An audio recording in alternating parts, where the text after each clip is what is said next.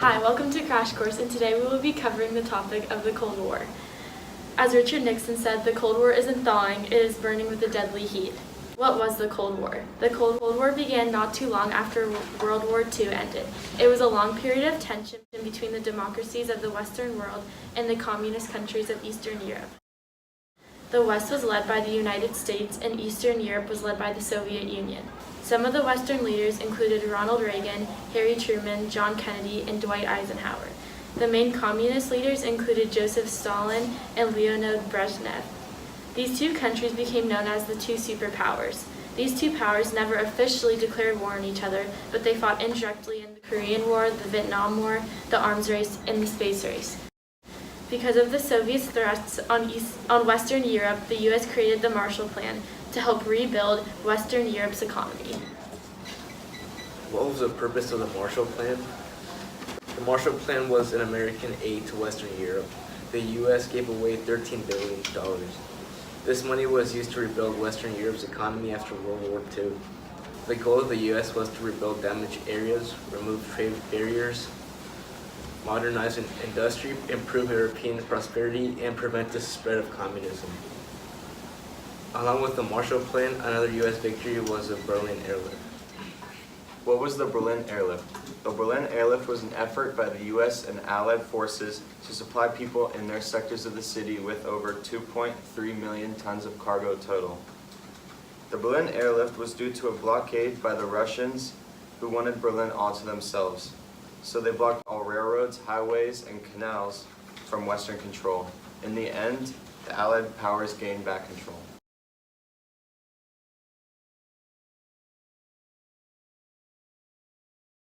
On June 26, 1963, John Kennedy said this famous quote, "There are many people in the world who really don't understand, or say they don't, what is the great issue between the free world and the communist world. Let them come to Berlin. There are some who say that communism is the wave of the future. Let them come to Berlin. And there are some who say in Europe and elsewhere we can work with the communists. Let them come to Berlin.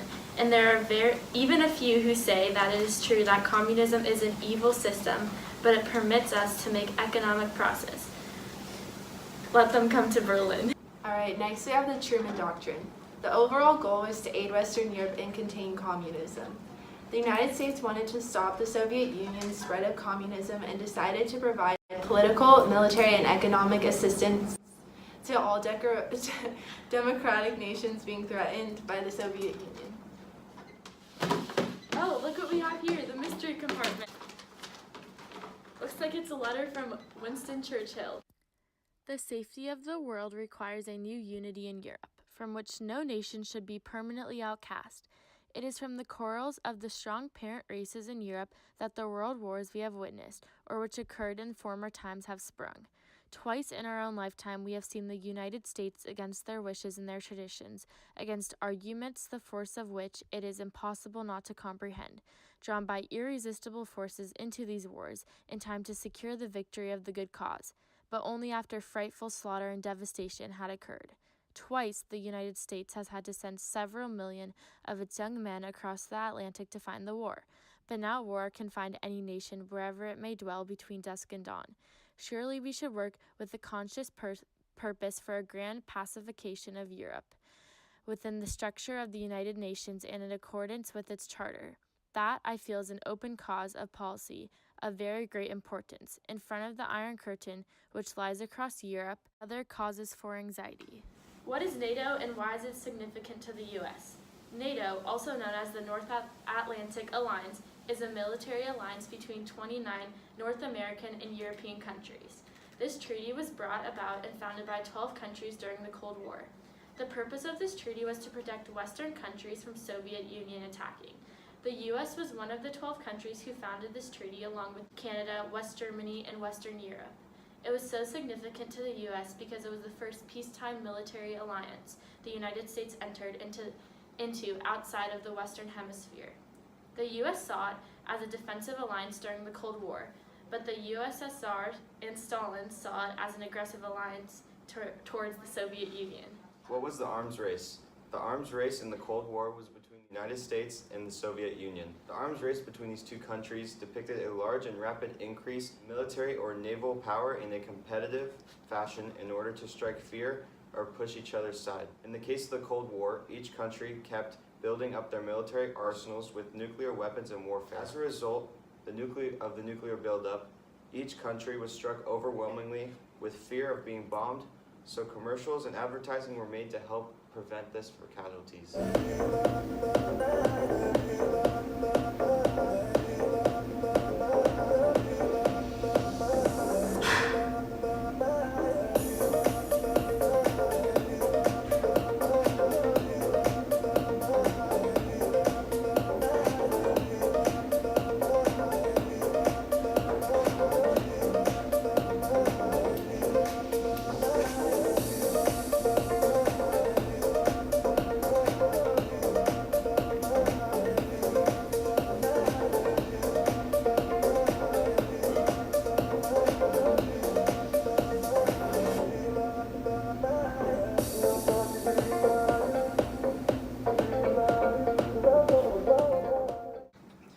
What caused the Korean War?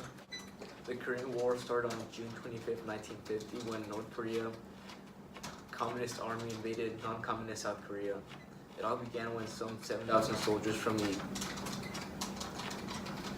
North Korean People's Army poured across the 30th parallel border dividing North and South Korea, and decided to invade the South to try to form a stable Korea, as it used to be before World War II.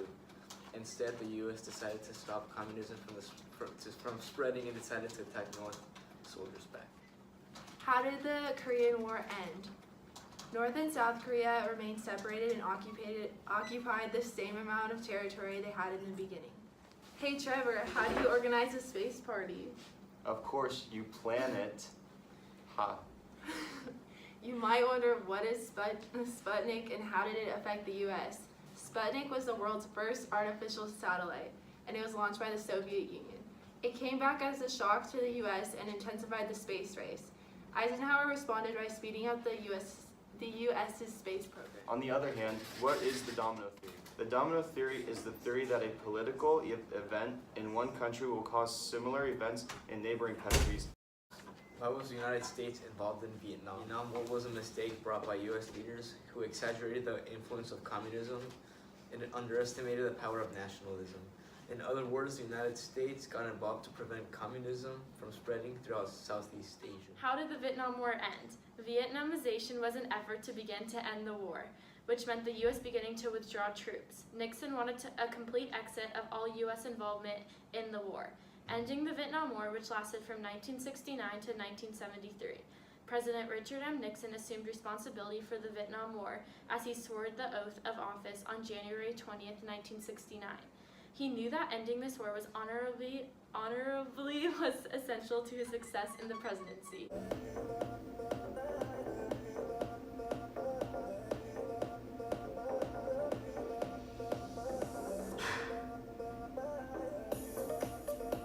Thank you guys for watching Crash Course, and stay tuned for another ice cold episode.